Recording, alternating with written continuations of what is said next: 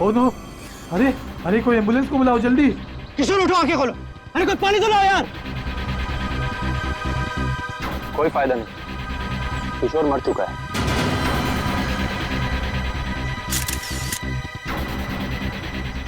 शादी की बारात में दूल्हे की मौत है? कैसे हुआ ये सब? तुम लोग थे ना यहाँ पे? सर सब कुछ अच्छा भला चल रहा था, लोग नाच गा रहे थे, पता नहीं अचानक से क्या हो गया और किशोर गिर पड़ा।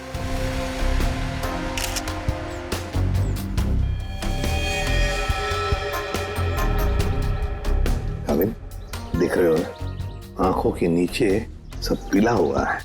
हाँ सर, जहर का मामला लगता है शायद। वही हो सकता है, सड़न के बताएगा कैसा जहर है ये। क्या आप लोगों को किसी पर शक है? किसने किया होगा ये सब सिर्फ एक ही आदमी कर सकता है, सिर्फ एक ही आदमी। कौन? मेरे पिता। क्या? मिस्टर प्रतीश कुमार। सिर्फ वही कर सकते हैं। क्या तुम्हारे पिता इस शादी के खिलाफ हैं? जी हाँ।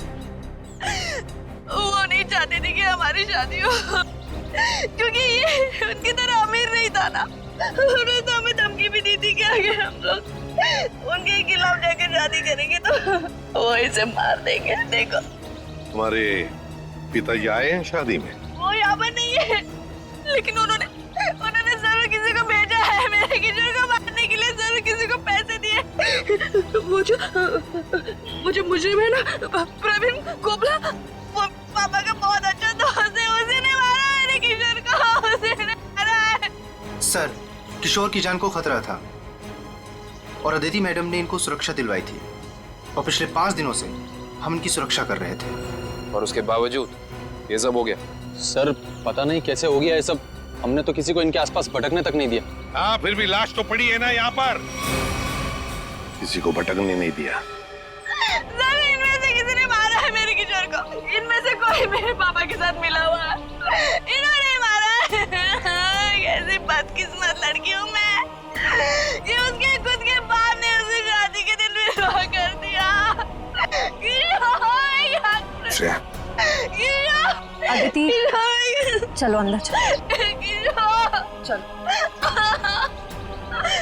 किशोर की जान को खतरा था, है ना? तो क्या उसे किसी सुरक्षित जगह पर रखा था? हाँ सर, एक सेफ हाउस में रखा था हमने। तो वहाँ पे आप लोग यानी सिक्योरिटी थी किशोर के साथ? जी सर, हमने इन्हें कभी अकेला नहीं छोड़ा। कहाँ पर रखा था किशोर को?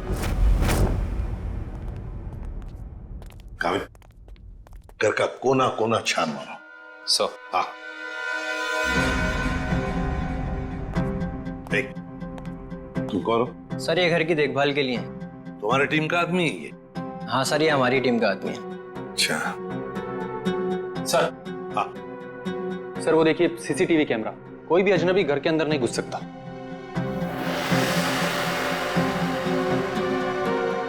हाँ, मगर कोई तो आता होगा घर में किशोर से मिलने, कोई दोस्त या कोई रिश्तेदार?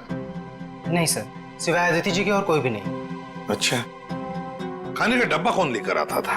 सर किशोर का खाना अदिति ही लेकर आती थी और चाय वगैरह वो खुद बना लेते थे। मतलब सिर्फ अदिति ही आती थी इस घर में? सर अंदर चेक कर लिया, इस घर में जबरदस्ती या चोरी छिपे घुसने का कोई सबूत, कोई निशान नहीं मिला है।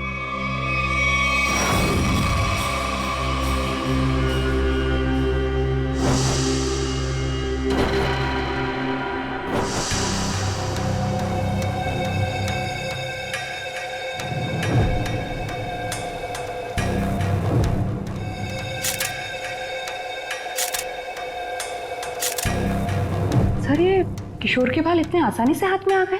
हाँ तारिका, ये बालों का आसानी से हाथ में आ जाना, इसके आंखों के नीचे ये पीलापन, नाक में से खून बहना, होंठ सफेद हो जाना, गला सूज जाना, ये सब के सब एक ही बात की तरफ इशारा कर रहे हैं कि इसे ऑल्सो बैक्स्टर नाम के जहर से मारा गया। मतलब रेडिएशन पॉइजनिंग? बिल्कुल बिल्कुल तारिका, इसके शरीर में विकिरण द्वारा जहर पैदा किया गया है, ऑल्सो बैक्स्टर से। सारे सिम्टम्स उसी तरफ इशारा कर रहे हैं। सर ये रेडिएशन का हम पे तो कोई असर नहीं होगा ना?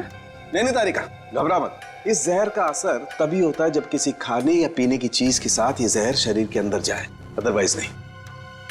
तुम एक काम करो, तुम टेस्ट की तैयारी शुरू करो, तब तक मैं प्रद्युमन को बोल देता हूँ कि वो गीगर काउंटर का इंतजाम कर ले। हाँ, गीगा काउंटर मतलब? तारिका, गीगर काउंटर एक ऐसा यंत्र होता है जिससे एसीपी प्रद्युमन ये पता लगा सकेंगे कि उस सेफ हाउस में जहां पर इसे रखा गया था वहां पर ये ऑलसॉप बैक्स्टर नाम के जहर का रेडिएशन है या नहीं, और अगर है तो कितना है। Okay sir, sure. रेडी है? ऑलसॉप बैक्स्टर जहर, पता चल जाएगा ये जहर किशोर के शरीर के अंदर गया कहां से है। ये हमारा डिवाइस अल्फा पार्टिकल रेडिएशन ये बता देगा। बारीक से बारीक चीज को भी चेक करो, देखो रेडिएशन मिलता है क्या। Yes sir. करण,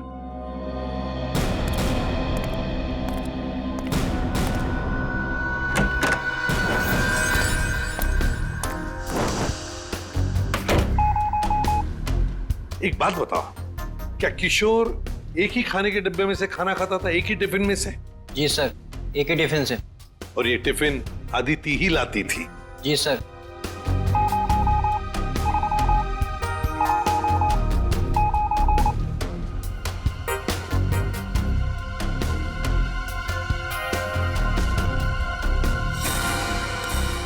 सर, हाँ? पूरा किचन चेक कर लिया सर, ये रेडिएशन कहीं भी नहीं मिला। कहीं पर भी कोई भी रेडिएशन नहीं? No sir.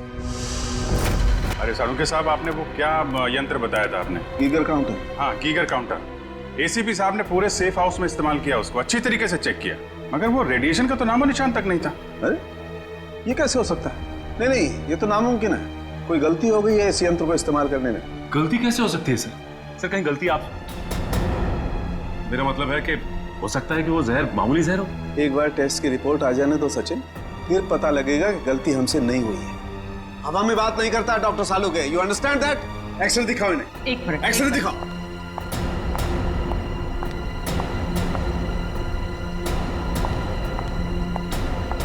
ये देखो, ये निशान देख रहे हो पेट में? हाँ, ये कोई काली सी चीज है।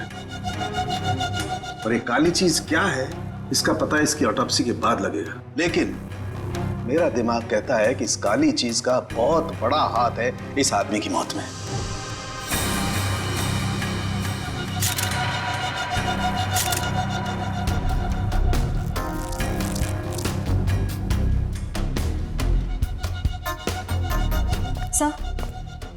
सर ये देखिए, ये बॉटल अंदर बेडरूम में टेबल के नीचे छुपा कर रखी गई थी। है क्या इस बॉटल में? काविन, सर, काम करो, चेक करो इसे, देखो इसमें रेडिएशन मिलता है क्या, पता तो चले जहर है भी या नहीं।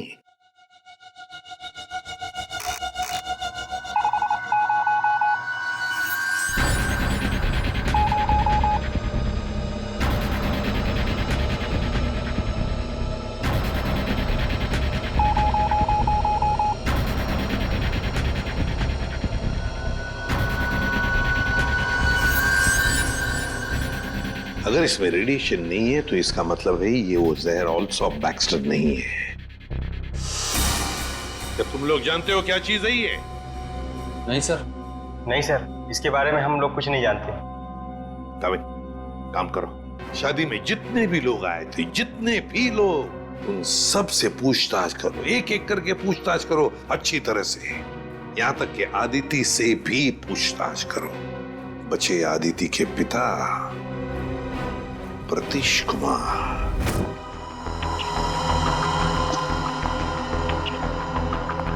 तुम एक काम करो, पहले इन बालों को अच्छी तरह से साफ कर लो।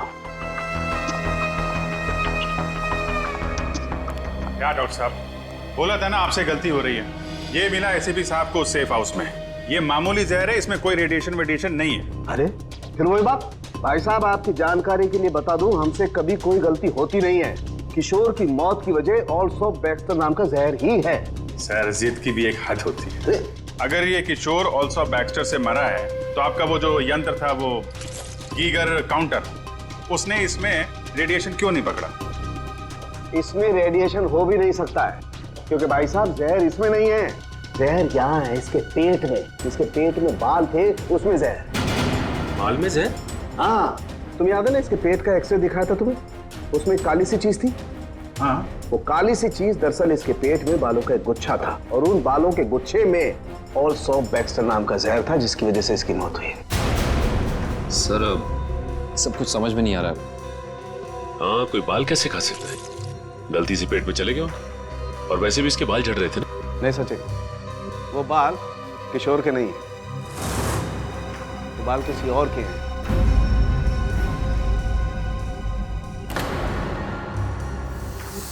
और उन बाल में ऑल्सो बैक्स्टर नाम का जहर था जिसकी वजह से इसकी मौत हुई है।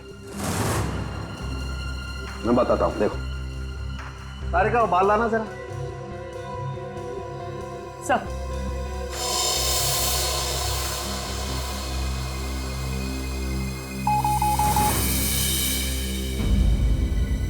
देखा, बाल में जहर है।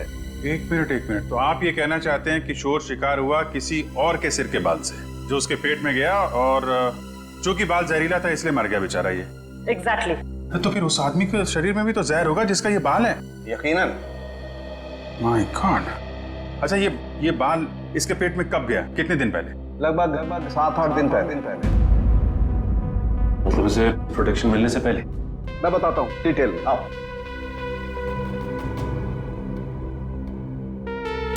ये देखो,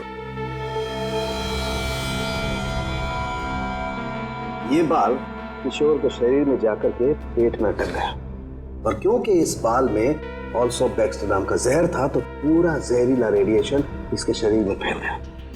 इस बेचारे को पता भी नहीं चला कि मौत इसके करीब आकर के दस्तक दे चुकी है। मतलब किशोर की मौत एक हादसा है। असली खूनी तो वो है जिसने उस आदमी को मारने की कोशिश की है जिसका ये बाल है। पता नहीं बेचारा जिंदा भी होगा कि मर गया। सर, एक बात तो तय है कि ये कोई किशोर के आसपास वाला ही है, क्योंकि किशोर के खाने में किसी और का बाल कैसे आ सकता है? ये हो सकता है कि वो बाहर खाना खाने गया हो किसी रेस्टोरेंट में और वहाँ के शेफ या कुक का बाल उसके खाने में गिर गया और गलती से इस किशोर ने खा लिया। होने को तो कुछ भी हो सकता है। इस बाल से कुछ और पता चल सकता है? अभिजीत, ये बाल किसी आदमी का है और ये देखो, इस बाल में पिगमेंटेशन काफी कम है। पिगमेंटेशन जिससे बाल काले रहते हैं। एग्जैक्टली। मुझे लगता है इस आदमी की उम्र 40 से 45 साल की होगी। देखो, इस बाल की जड़ें सफेद हैं। अरे डॉक्टर साहब, जो इसके पेट से बाल निकले हैं वो तो सारे काले हैं। रेड आई का मतलब समझते हो ना? उसी का कमाल। ओह, अच्छा सर, ये ऑल्सो बैक्स्टर ये तो बहुत ही खतरनाक जहर है, तो आसानी से तो मिलता नहीं होगा। बिल्कुल नहीं मिलता। अभिजीत, एक काम करो, पता लगाओ कि हाल ही में किसी एटॉमिक लैब से ये जहर चुराया तो नहीं गया। अगर ये पता लग गया दोस्त, हम खूनी तक पहुंच जाएंगे। करेक्ट। सर, इस बॉटल में तो जहर ही है, पर एक बात समझ में नहीं आ रही कि कोई अपनी पसंद की लड़की से शादी करने से पहले खुद की जान क्यों लेगा? हो सकता है कि किशोर डरा हो इस बात को लेके कि कहीं अदिति के पिता के गुंडे उसे पकड़ न ले, और उसने ये सोचा हो कि क्यों ना जहर खाकर खुद में अपनी जान देते। सोचने वाली बात यह है कि किशोर के पेट में बाल गया 1 हफ्ते पहले, जब वो अपने पुराने घर में था। तो हमारी अगली मंजिल है किशोर का पुराना घर। अच्छी तरह से तलाशी लो घर की, देखो क्या मिलता है। सर, किशोर और अदिति के प्यार ने एक बार फिर से साबित कर दिया कि सच्चा प्यार जात पात या अमीरी गरीबी जैसी चीजों को अपने आगे टिकने नहीं देता। पर अफसोस, उनकी ये प्रेम कहानी उसी दिन खत्म हुई जब वो हमेशा के लिए एक होने वाले थे। सर, किशोर के दोस्त ने बताया है कि हाल फिलहाल में ही वो दिवालिया हुआ है और तभी से उसकी हालत ऐसी तंग हो गई। बस सवाल ये उठता है कि किशोर के पेट में वो जहरीला बाल गया कहां से?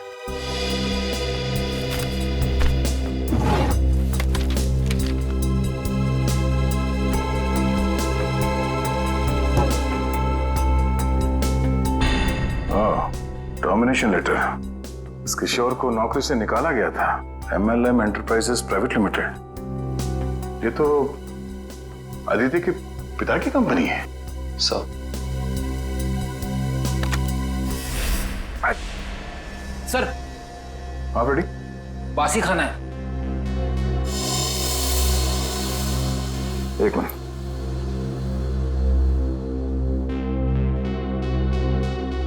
इसमें कहीं बाल तो नहीं दिख रहा। जरा घर का राशन चेक करो।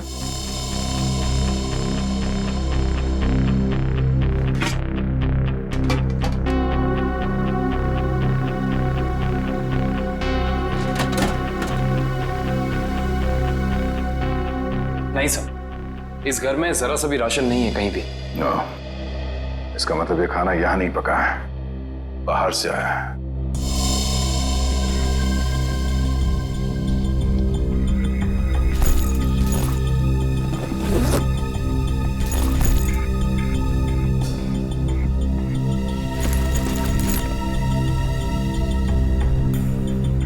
बस टिकट्स? ये तो एक हफ्ते पहले के टिकट्स हैं। ये किशोर तिलक नगर जाता था, मतलब उसी समय जब उसके शरीर में वो जहर चला गया। अगर सर जब किशोर के पास कोई नौकरी नहीं थी तो ये रोज तिलक नगर करने क्या जाता था? ये तो वहीं जाने के बाद पता चलेगा, तिलक नगर में। Sir, Tilak Nagar bus stop तो आ गए, अब यहाँ से कहाँ जाए? फोटो दिखाएगा लोगों को किशोर की? नहीं, उसकी जरूरत नहीं पड़ेगी। वो देखो, एलपी चैरिटेबल ट्रस्ट, यहाँ जरूरतमंद लोगों के लिए मुफ्त में खाना और कपड़े दिए जाता है। हो सकता है ये किशोर भी यहीं पे आया होगा। तो किशोर के शरीर में वो जहर गया है, तो यहाँ आने वाले दूसरे लोगों के शरीर में भी गया होगा। चलो अंदर चल के पूछताछ करते हैं।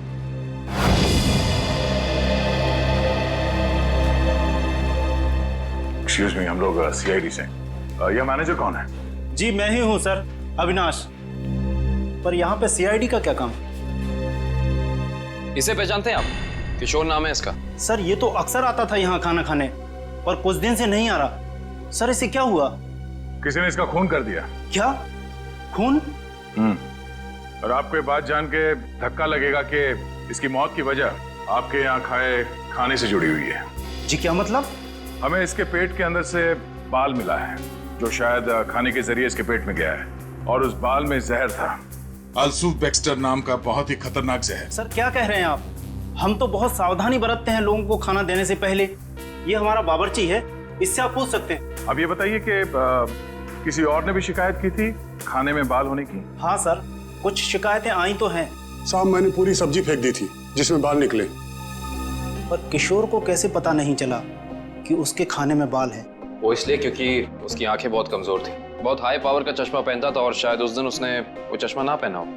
अच्छा, इन साहब के अलावा कोई और भी खाना बनाता है यहाँ पे? सर कोई एक हो तो मैं बताऊं।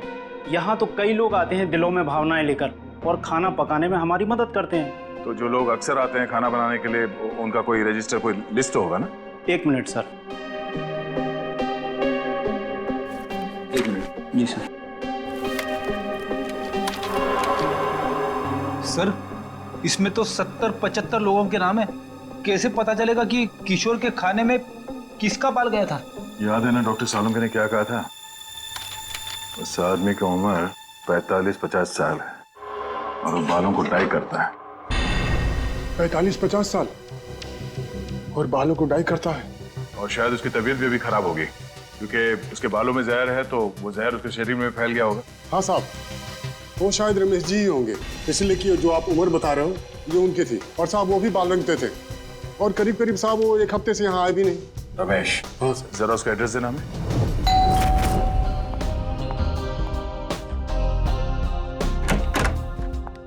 मैंने पहचाना नहीं आपको। एक्सक्यूज मी, हम लोग सीआईडी से। सीआईडी? सीआईडी का क्या काम मेरे घर पे? पार्टी चल रही है जी। हमें आपके पति रमेश जी से मिलना है, बुलाइए जरा उन्हें। अफसोस, आपने आने में थोड़ी देर कर दी। 4 दिन पहले ही उनकी मौत हुई है। क्या? जी। रमेश की मौत हो गई? कैसे? एक रोड एक्सीडेंट में। Road accident? आपके पति की मौत हो चुकी है और आप यहाँ जश्न मना रही हैं। किसी के जाने से जिंदगी तो नहीं रुकती, जाने वाला चला गया। सुन लिया? सही है। ये मौत हुई कैसे? इसमें भी रमेश की गलती थी, गाड़ी चलाते चलाते सो गया। वो कहते हैं ना, नजर हटी दुर्घटना घटी। सर ये एक्सीडेंट जहर की वजह से ही हुआ होगा। क्या बात है अलीशा, सीआईडी यहाँ क्यों? रमेश की मौत की पूछताछ करने आए हैं। आपकी तारीफ? ये मेरे दोस्त हैं राहुल। अरे छोड़िए ना ऑफिसर, जो चले गए उन्हें क्या याद करना। आइए आप लोग भी हमारे साथ पार्टी एंजॉय करिए। ज्यादा बात मत करना, समझे? यहाँ एक मौत की पूछताछ हो रही है, समझे आप? इनके पति रमेश की मौत हुई है जहर से। हमें तो शक होने लगा है कि रमेश को जहर तुमने ही दिया होगा और शायद उसमें इनकी मदद ली होगी आपने। आप मुझ पर शक कर रहे हैं? जी हाँ, कुछ कहना है आपको? हमें रमेश के डीएनए सैंपल्स लेने हैं अभी इसी वक्त। आपने आने में देर कर दी। अफसोस, अब तो उनकी अस्थियां भी बहा दी हैं मैंने। लेकिन कुछ तो होगा घर पे, उनका ब्रश, उनकी कंघी वगैरह। आप कल नहीं आ सकते? आप क्यों मेहमानों के सामने बेइज्जती कर रहे हैं?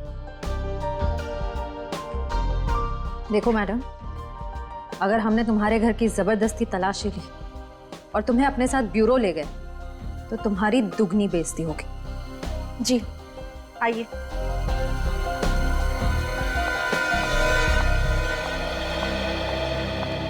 ये रहा रमेश का ड्रेसिंग टेबल और ये रहा उसका कॉम।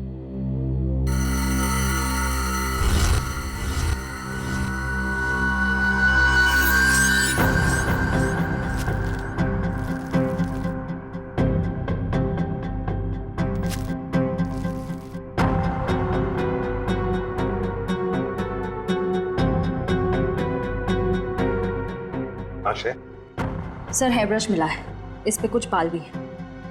ये ID. RAC nuclear research centre. Alisha ji, आप RAC न्यूक्लियर रिसर्च सेंटर में काम करती हैं? जी हाँ। अच्छा सर, ये ऑल्सो बैक्स्टर, ये तो बहुत ही खतरनाक जहर है, तो आसानी से तो मिलता नहीं होगा। बिल्कुल नहीं मिलता। अभिजीत, एक काम करो, पता लगाओ कि हाल ही में किसी एटॉमिक लैब से ये जहर चुराया था। सर उनके सामने रिसर्च सेंटर के बारे में बताया था, याद है? अनिशा जी, ऑल्सो बैक्स्टर, ये जहर ऑल्सो बैक्स्टर जिसकी वजह से आपके पति रमेश जी की मौत हो गई, वो अक्सर वहीं पे पाया जाता है जहां पर यूरेनियम कोर या फिर न्यूक्लियर रिएक्टर होते हैं। कह दीजिए अपने मेहमानों को, या आपके लिए ये पार्टी खत्म। भाई, हो सकता है आप लोगों को जानकर दुख हो, लेकिन अनीशा खूनी नहीं है। और इतने यकीन से कहने की वजह? क्योंकि रमेश का खून हुआ ही नहीं है, वो बेचारा तो वाकई एक्सीडेंट में मारा गया। अरे लेकिन उस लिस्ट में सर 40-45 साल का यही एक आदमी था, रमेश। क्योंकि उस वक्त मुझे मालूम नहीं था कि पिगमेंटेशन की वजह जहर नहीं है, उम्र नहीं है, बल्कि पिगमेंटेशन की वजह है और केमिकल्स। अब ये नया चक्कर क्या है साल के साथ?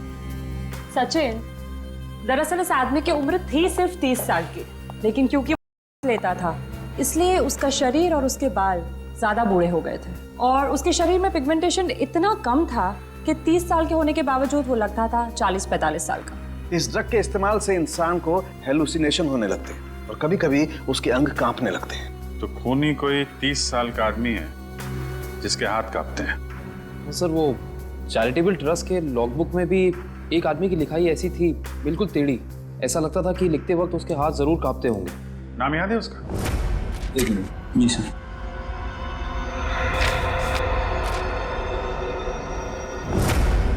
हाँ सर, निशांत कुमार।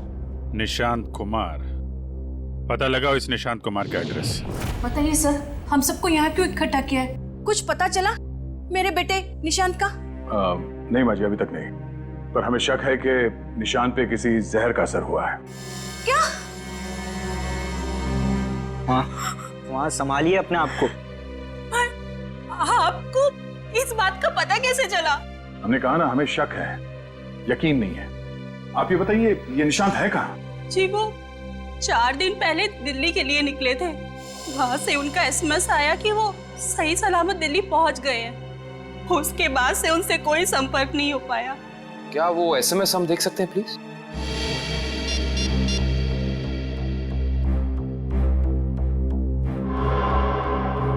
अच्छा, आपने उस होटल में पता करने की कोशिश की जहाँ पे निशांत ठहरने वाला था? हाँ, मगर होटल वालों ने तो कहा वो वहाँ आए ही नहीं। हमने एयरलाइंस में भी पता किया, लेकिन वहाँ से पता चला कि उन्होंने कोई फ्लाइट पकड़ी ही नहीं। मतलब निशांत दिल्ली गया ही नहीं, झूठ बोला उसने आप लोगों से? मुझे तो कुछ भी समझ नहीं आ रहा है कि ये सब हो क्या रहा है। संभालो अपने आप।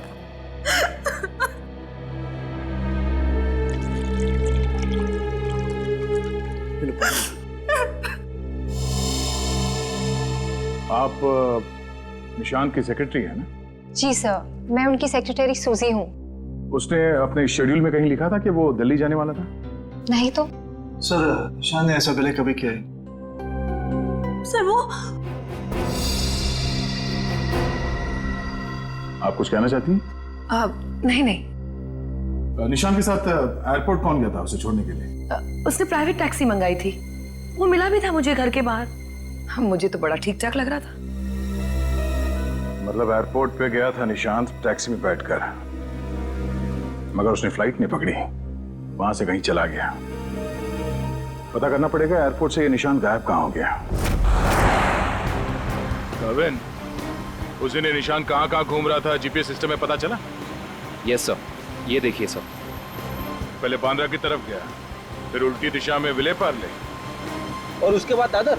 सर ये निशान हमसे झूठ कह रहा था कि वो दिल्ली जा रहा है, बल्कि सच ये है कि वो शहर के अलग अलग हिस्सों में देखा गया। ये देखिए, यहाँ पे ऊपर नीचे घूम रहा है ये। उसका आखिरी लोकेशन तो विरार के आगे दिखा रहा है। शहर के बाहरी इलाके में। ये निशान के दिमाग में जरूर कुछ ना कुछ खिचड़ी पक रही थी। सर हो सकता है निशांत को जहर भी इसी खिचड़ी की वजह से दिया गया हो। उसे जहर दिया किसने और क्यों दिया है, ये तो विरार वाली आखिरी लोकेशन में जाने के बाद ही पता चलेगा।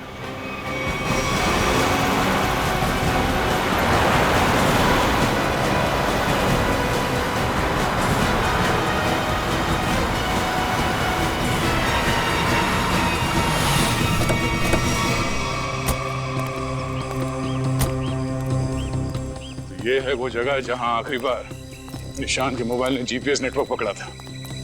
अजीब बात है ना सर, कोई भला अपनी फ्लाइट मिस करके ऐसी जगह पे क्यों आएगा?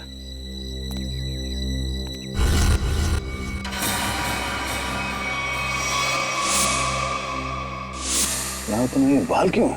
सर जरूर यहाँ कुछ हुआ है। सर यहाँ ये मिट्टी बता रही है कि यहाँ पे हाल फिलहाल में खुदाई हुई है।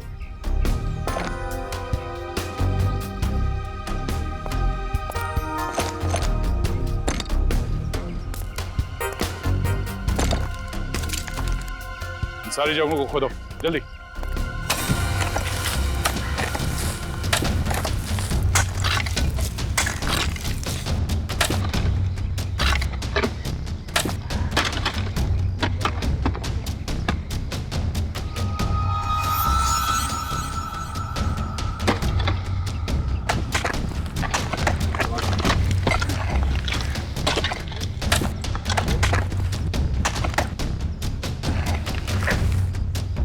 मिला?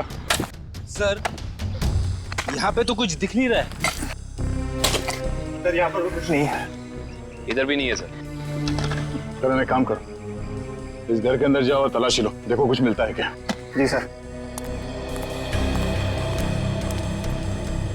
बड़े कमाल की बात है, इतनी ज्यादा जगह खुदा है पर खुदाई के अंदर कुछ भी नहीं मिला।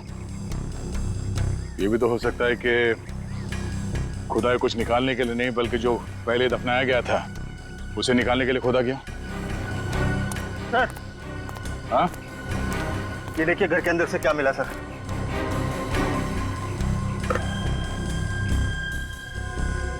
तो इसका मतलब है ये निशांत अपने नशे की बुरी लत को यहाँ पे आके पूरा करता था। और सर 2 ग्लासेस हैं, इसका मतलब इस निशान के साथ जरूर कोई दूसरा आदमी भी था। हाँ वही होगा जिसने निशान को जहर दिया। सर आप रेडी? ये देखिए, यहाँ पे किसी का हाथ है। ये देखिए, मिट्टी हटाओ।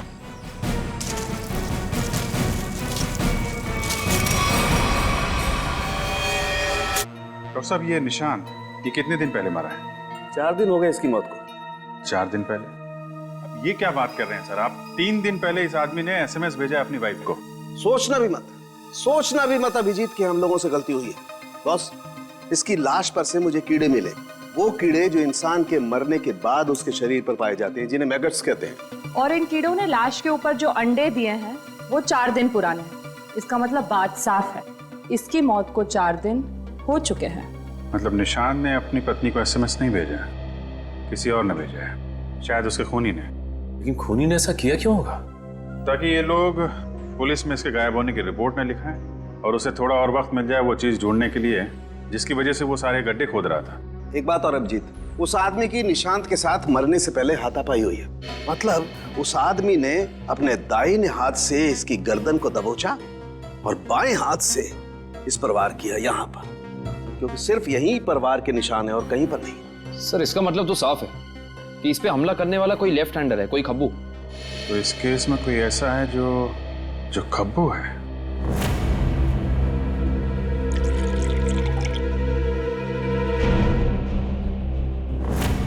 सर दीपक। दीपक? निशांत का दोस्त? हाँ वही दीपक। दोस्त नहीं, दुश्मन। पता लगाओ दीपक कहाँ मिलेगा। सर ये दीपक बहुत चालाक निकला। वो जानता था सीआईडी उसके घर तक पहुंच जाएगी, इसलिए पहले ही भाग निकला। भाग के जाएगा कहाँ? पकड़ा जाएगा। ये जीपीएस सिग्नल आया? यस सर, सामंत नगर दिखा रहा है। सामंत नगर? वो तो यहाँ पास में ही है। सर वो सिग्नल यही हमारे आसपास दिखा रहा है, हमारी तरफ ही आ रहा है सर, लगभग 500 मीटर की दूरी पे। चलो बहुत अच्छी बात है, उसका यही इंतजार करते हैं। Yes sir. कहाँ है लोकेशन? ये क्या सर? सर उसका सिग्नल गायब हो गया सर, अभी तक था अब नहीं है। ये टैप खराब हो गया क्या? जल्दी से कुछ करो वरना दीपक हमारे हाथ से निकल जाएगा। आ गया सर, पर कुछ अलग है सर। ये सिग्नल अब बता रहा है कि उसने T2 सिग्नल क्रॉस कर लिया। T2 नाका? पर वो तो सड़क के उस तरफ 1 किलोमीटर दूर है, पीछे की तरफ। मुझे तो लगता है दीपक ने किसी आत्मा से लिफ्ट ले ली होगी और उसकी अदृश्य गाड़ी में बैठकर गायब हो गया होगा। ओह, अब समझ में आया। वो यहाँ से सबवे से उस तरफ गया, वहां से शायद किसी बाइक या टैक्सी रिक्शा में बैठ के T2 नाका पहुंच गया। चलो T2 नाका पहुंचते हैं।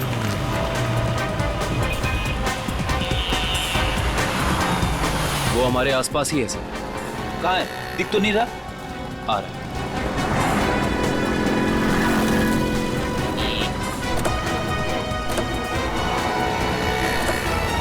कहीं जाने की जल्दी है? कहाँ जा रहे हो? सर आप लोग? हाँ? कहीं नहीं, घर जा रहा हूँ। बैग में क्या? बैग में कुछ नहीं है सर। खोलो। सर कपड़े हैं सर। बैग खोल। दिखा।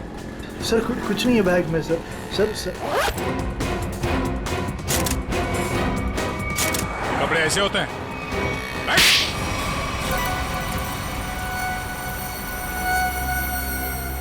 सर निशांत और मैं दोस्त थे सर, हम लोग साथ मिलकर सारे काम करते थे, साथ मिलकर हम लोग नशा भी करते थे। तो एक दिन ऐसे ही शराब के नशे में आकर हमारे डीलर ने हमें बताया कि उसने हाल ही में कोई करोड़ों रुपए की डील साइन की और 2 दिन के बाद पता चला कि वो अरेस्ट हो गया। तो तुम दोनों ने प्लान बनाया कि कैसे वो करोड़ों रुपए तुम्हारे हो जाए, क्यों? हाँ, हम लोग उस डीलर के अड्डे पे गए और पैसे मिल भी गए थे सर हमें, लेकिन निशांत की नीयत बदल गई। वो सारा पैसा अकेले हड़पना चाहता था। फिर? और मुझे बिना बताए उसने जहाँ हम लोगों ने पैसा छुपाया था वहाँ से पैसा निकाल भी लिया। और मुझे पता था सर ये सब वो सेक्रेटरी सूजी के साथ भागने के लिए कर रहा। और इस बातों पर हमारा बहुत बार झगड़ा भी हुआ सर। बता मेरे पैसे कहाँ पर? दीपक मेरी बात तो सुनो। देख मैं तुझे बोल रहा हूँ, मुझे तेरी कोई बात नहीं सुननी है, मुझे सिर्फ इतना बता मेरे पैसे कहाँ पर है।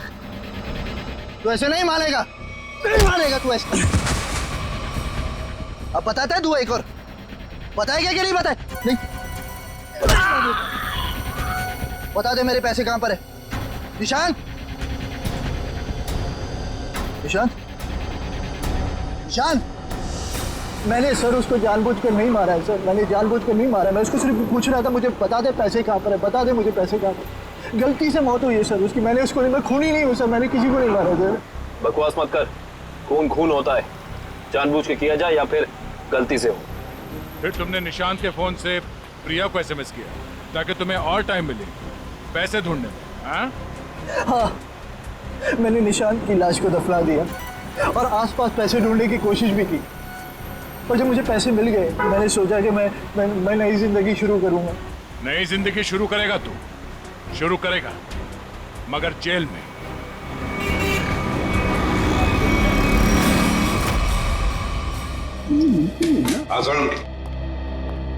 बस पहेली तो और उलझ गई है। यार सालुंखे, तू सिर्फ पहेलियां उलझाता रहे, बता कुछ भी मत। बता तो सही, मिला क्या है? हेलो बॉस, ऑल्सो बैक्स्टर जहर 3-4 दिन में अपना असर कर देता है। 3-4 दिन लेने में इंसान की मौत हो जाती है, लेकिन निशांत को यह जहर इतनी कम मात्रा में दिया गया कि उसकी मौत इतनी जल्दी नहीं हो सकती। हाँ सर, इसे तकरीबन 20 दिनों तक ये जहर दिया जा रहा था, वो भी बिल्कुल कम मात्रा में, ताकि जब वो मरे तब उसकी बॉडी में यह जहर डिटेक्ट ही ना हो। और हमने उस डीलर को पकड़ा है 1 हफ्ते पहले, तो कहीं ऐसा तो नहीं कि इस निशांत की मौत के पीछे दीपक के अलावा कोई और ही है? हो सकता है, और ये और कोई कौन है इसका पता देगा हमें एक बार। आओ बस। चलो।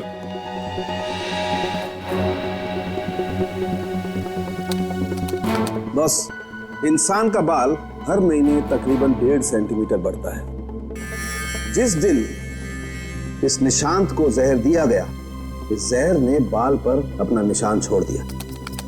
ये देखो, ये डॉट। और हर रोज निशांत को एक निश्चित मात्रा में जहर दिया गया, और हर रोज उस जहर ने अपना निशान बाल पर छोड़ दिया, सिवाय ये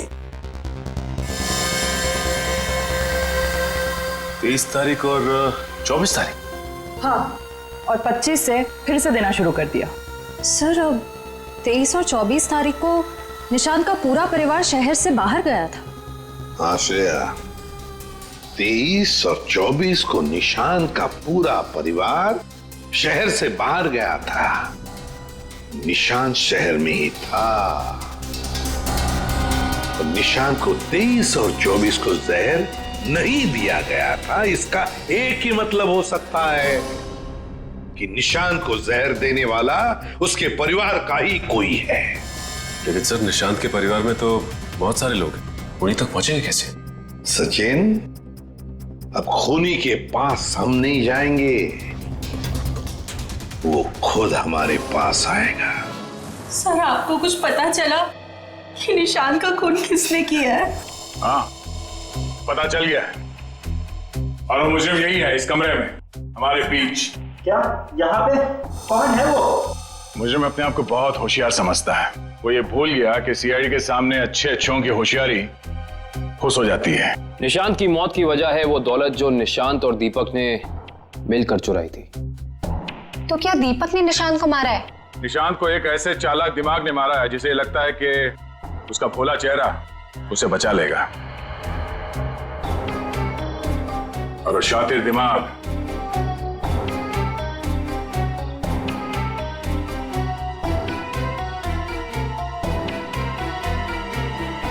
तुम हो। ये क्या कह रहे हैं आप? मैंने किसी का खून नहीं किया है। झूठ मत बोलो, हम ये भी जानते हैं कि तुमने वो जहर कहां से चुराया। अपना ड्रामा बंद कीजिए सूजी जी। जहां निशांत मारा गया, हमें वहां से आपके बाल मिले हैं। जरूर कोई मुझे फंसाने की कोशिश कर रहा है। मैं निर्दोष हूँ। दिव्या, गिरफ्तार कर लो इसे। छोड़ दीजिए मुझे, मैंने कुछ नहीं किया। इसे सजा कानून नहीं, इसे एक पत्नी देगी। मैं छोड़ूंगी नहीं इसे। दिव्या, इसे सजा अदालत ही देगा। अब तो आप लोगों को पता चल गया होगा कि सीआईडी और फॉरेंसिक साइंस के सामने कोई मुजरिम छुप नहीं सकता। हमारे पास फॉरेंसिक लैब में वो डीएनए सैंपल है। कल उस डीएनए सैंपल के टेस्ट के बाद पता चल जाएगा कि वो मुजरिम सूजी ही है।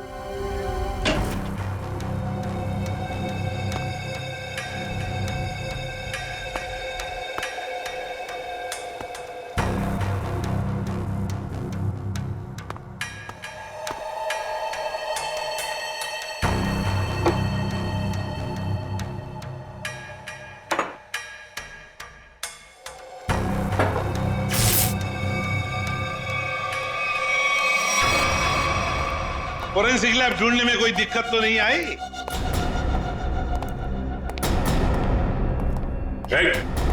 भागने की कोशिश भी मत करना। तुम्हें क्या लगा ये बच्चों का खेल है? हमें पहले से ही पता था कि सबूत चुराने के लिए तुम जरूर आओगे, और आ गए। लेकिन एक बात तुम्हें पता नहीं कि सबूत कोई था ही नहीं। मुंह दिखाई हो जाए सर इनकी। नेकी और पूछ-पूछ।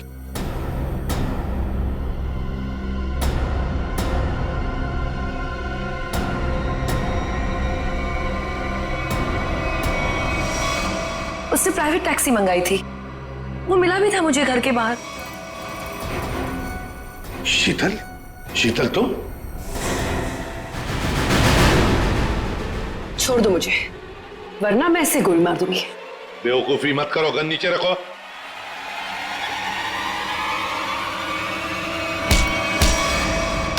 सीआईडी को मारना तेरे बस की बात नहीं है।